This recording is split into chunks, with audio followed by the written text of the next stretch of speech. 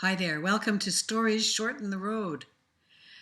Well, today I was thinking about when I was younger, I used to think not only think, but wish that I looked different. Oh, I wanted curly hair. I wished I had blue eyes instead of brown. Things like that. And did you ever feel that every once in a while or at some point in your life? Because if you did, you might understand the person in this story. The person in this story was Owl. The story comes from Haiti. And whenever I tell this story in the schools or to adults, they really like it. It's so unusual. At any rate, Owl lived alone, and Owl thought he was ugly. In fact, he was convinced that he was ugly. He had a mirror that he could see just before he left his home, and if he dared to look in the mirror at himself, well, he knew he was right. He was ugly. And his thought about that was, well, I'll always be alone. I'll never find a girlfriend. But what can I do? But he did find a girlfriend. He met her at night. And he'd say to himself, well, it's only because it's dark at night and she really can't see me properly. If she saw me, she really wouldn't want to spend any time with me. And so every night he would go and sit on the girl's front steps with her at the porch, and they'd talk and watch the stars and the moon. And he asked if she would marry him, and she said yes. But when she told her mother that she had agreed to marry Owl, her mother said, "Why, I haven't even met Owl. This isn't right. We must have a gathering of all the relatives, a party, and invite Owl so everyone can meet him, and then perhaps I will give my permission." So the next time the girl saw Owl, she said, "There's going to be a party for you. My family all want to meet you. Now, I've told them that I only see you at nighttime because you work so hard during the day you can't get away any earlier. But could you get away a little bit earlier next Sunday for a party and come in the afternoon? The party's going to go on all night as well. You know what they're like. Singing and dancing and food and visiting." Well, of course, Owl said yes at first because his thought was, somebody wants to give me a party? Oh, that means I am special. But as the week wore on, he began to get more and more nervous about the whole idea of going to a party and meeting all of the girl's relatives, even though he really wanted to marry that girl. So he asked his cousin Rooster if Rooster would go with him. Rooster agreed. Rooster loves parties. And on the day of the party, Rooster and Owl set off on their horses to ride to the girl's house. And Owl looked over at Rooster. Oh, he looked stunning.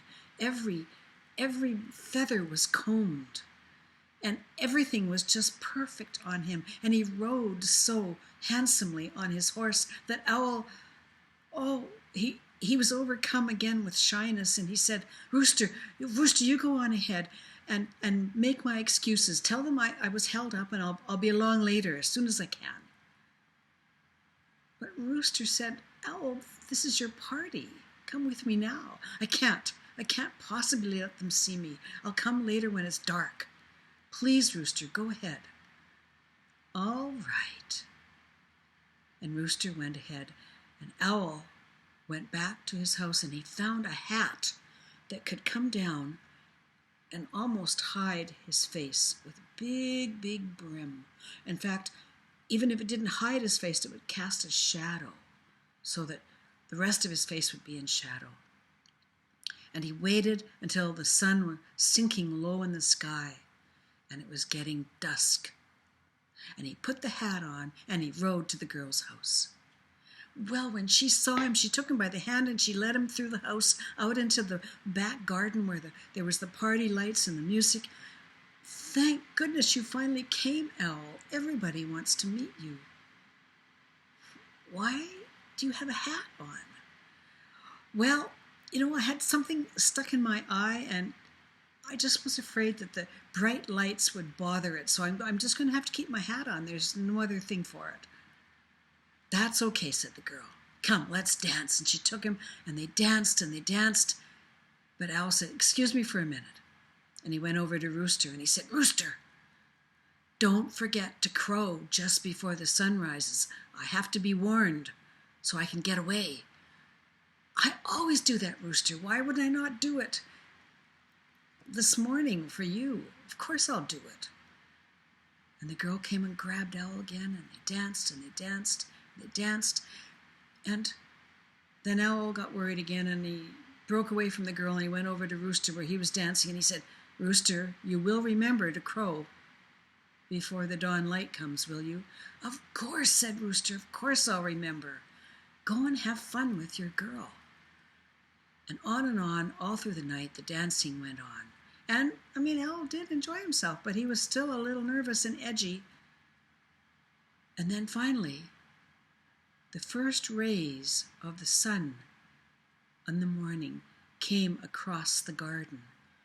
And Rooster was so busy having fun at the party, he forgot to crow. And the girl's mother went over to Owl, and she took his hat and did that with it, and she said, finally, I get to see who my daughter wants to marry.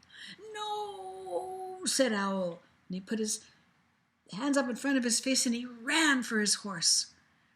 He had to take his hands off in order to get on the horse, and for an instant, the girl saw his face with the sunlight shining on it, and it was fine and fierce and wonderful. Owl, Owl, she said, don't go. But Owl was already on the horse and galloping away, and the girl called after him, Owl, Owl, come back. But he didn't.